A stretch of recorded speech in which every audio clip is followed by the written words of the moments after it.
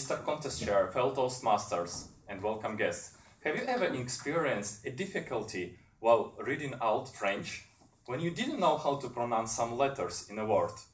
I'll give you two very simple rules how you should read in French. Rule number one, you don't pronounce half of the letters. Rule number two, only God knows how to pronounce what's left.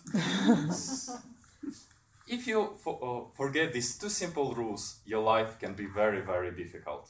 I experienced it when I was first staying in France. It was my first time abroad, and in French I knew only two words, merci and bonjour. And even with two simple words I got confused. When someone poured some water during a lunch, I could respond with bonjour, and I could greet someone with merci. And then I faced a new task. I needed to go to a bank and to pick up my checkbook. I expected it to be easy. I just needed to somehow explain one word, but reality was very different.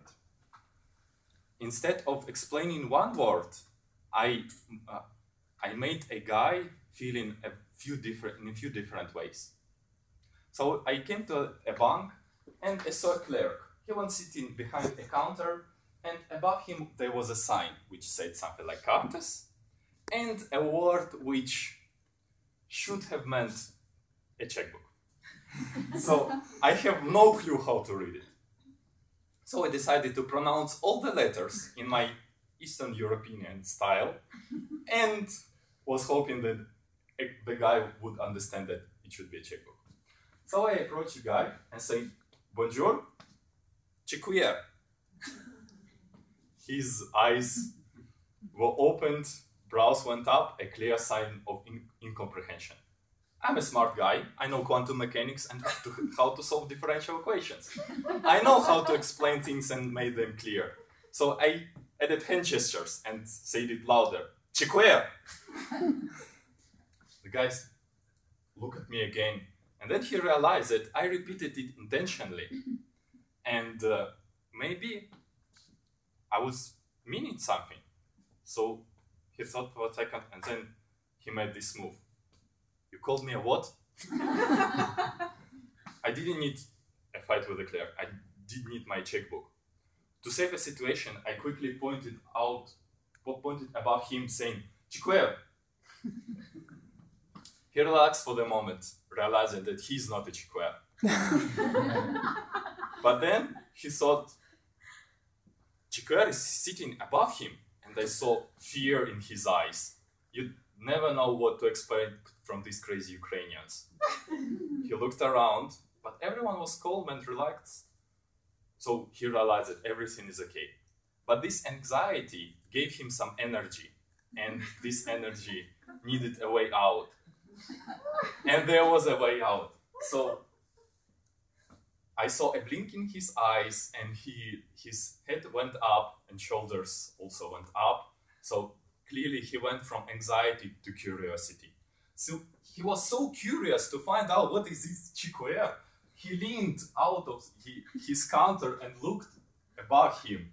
Then of course he laughed and smiled and said, monsieur voulait un chiquier. So there was I, a humble student from Ukraine, trying to get his dziękuję. At that time, I thought that you need to speak perfect French in order to communicate emotions and ideas. I was terribly wrong. Without knowing how to pronounce one single word, I managed to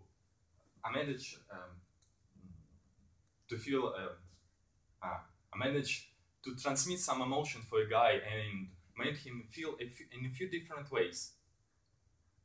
And still, I felt very foolish and stupid in this situation.